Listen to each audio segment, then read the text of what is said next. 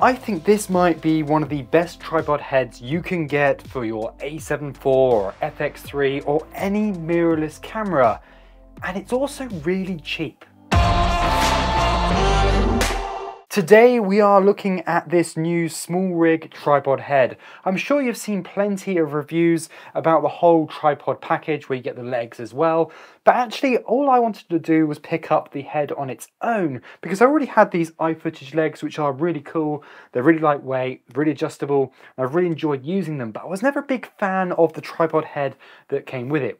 Funny enough, called the Komodo. So when I saw that SmallRig actually sell the tripod head alone without the legs, that got me quite excited.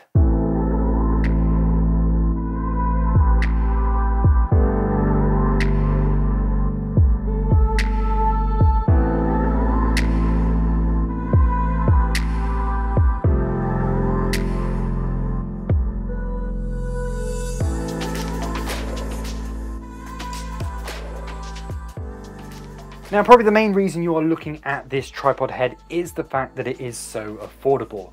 It is definitely one of the cheapest tripod heads you can get out there that's even worth considering. Generally, tripod heads are much more expensive, especially for true fluid heads. They're going to give you a nice, smooth panning action.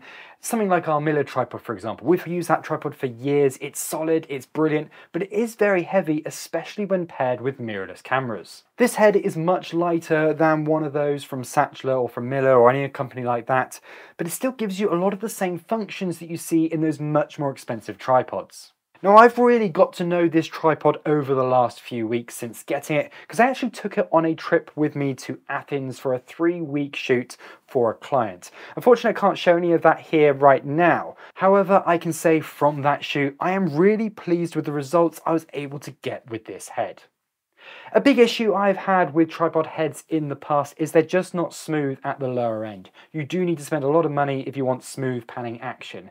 And for the most part, that isn't too required when I'm doing things like resorts and hotels. Often if I need a tripod, I kind of just want it locked off. If I'm doing any sort of movement, generally it's going to be on a gimbal. However, there are times when you're doing very close-up shots, maybe doing close-ups of food, for example. That's when a small pan or a small tilt is really quite useful, and that's when you want a tripod head that can actually achieve that. Now, it is frustrating carrying around a big, heavy tripod just for those few occasions that you might need it for, and I think that's where this tripod actually really is quite incredible. At the base of the tripod here, you can actually adjust the resistance that you get when you're panning and tilting the head. So you can go quite strong, so that's really good if you want very slow movements and perhaps you're zoomed in on something. But equally, you can go the other way. You can make it super loose. You can literally make it spin like this on the spot. Perhaps you want to do some really heavy whip pans or something. It's really nice to have that adjustability to dial in the exact amount of resistance that you want. That, unfortunately, is something that is not included on most cheap tripod heads. You don't get that. Instead, you'll just get some sort of variation of the locking nut, and you can maybe loosen it slightly, and that will give you a bit of movement. But with this, it's very much the case of you can unlock that completely, and then you can dial in the exact amount of resistance you want on your pans. Now, unfortunately, that doesn't continue with the tilting as well.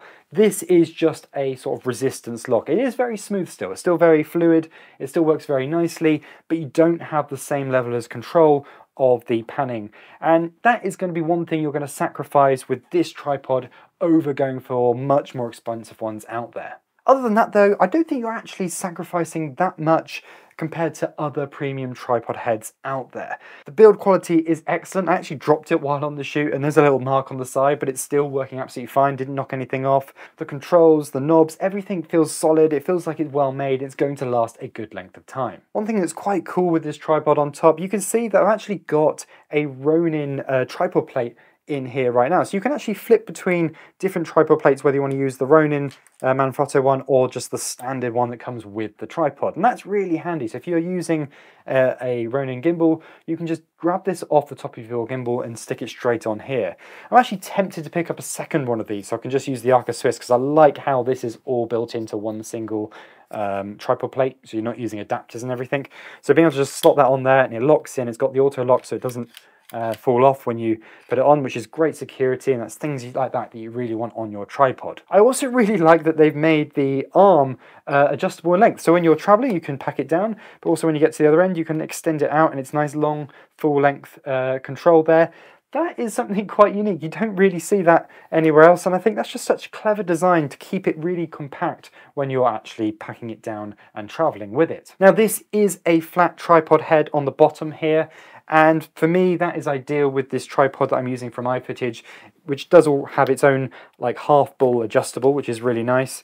But just be aware of that. If you're using it maybe with another tripod where you don't have this sort of semi-adjustable ball head, it is going to be annoying to get the level right. You're going to have to adjust each leg, and that's something that I would recommend against. I definitely would say look at getting some tripod legs a bit like this one, or go with the one that comes as the kit with this tripod head. Now, the only reason I didn't go for the full kit, the reason why I just went for the head, was partly because I already owned this iFootage tripod, which I really like, and it's really lightweight, and it's really adjustable, you can go really low with it, and that's actually the main reason. From what I've seen with the SmallRig one, it looks very solid, it looks great if you want a really strong base, and you're doing things like interviews, and maybe doing sports, that kind of stuff. But for me, those legs just didn't feel like they could compact down small enough. For travel, it didn't feel small enough for my liking, so hence why I've gone with the iFootage legs and the SmallRig head. The smoothness of this tripod is very impressive when panning. It is as good, I would say, as much more expensive tripods that are out there, ones that I've used in the past and ones we still own right now. When you go to longer focal lengths or you're doing very much close-up shots, that's when you really notice the difference between tripods. That's when it really matters having the smooth starts and stops to pans. Especially important if you're doing sport, and that's something that you really should take into consideration. If you're doing a lot of sport work, then you need something that's got very good panning and tilting. For that kind of work, I would say this is the minimum you'd want to go for. You probably want to go for a more high-end tripod than this. You want something with the full adjustability so you can get the perfect balance. But certainly if you're using a small setup, I think this will be all right. I think though, for most filmmakers using small mirrorless setups, whether it's an FX3, whether it's a Blackmagic Pocket 6K, or whether you're looking at the A7iv, any of those kind of cameras like that size, this is such a perfect sort of setup for those kind of cameras. It's not too big. I found with a lot of professional tripods, they just feel overkill for smaller cameras, and they really struggle to balance, or it's just, you know, frustrating to carry around because they're so heavy.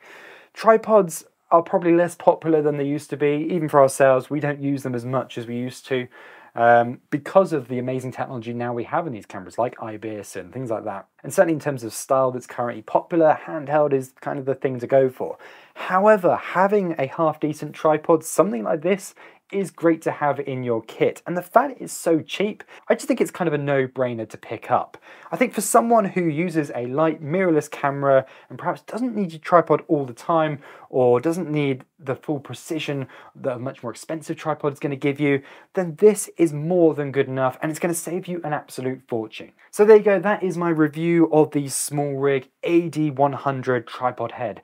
An absolutely awesome option, one I highly recommend, especially if you're looking for a flat head tripod that can go on your existing tripods, and definitely worth considering picking up. If you've enjoyed this video, then why not check out my review of the tilter cage for the Sony FX3, something that I think would pair very nicely with this tripod head.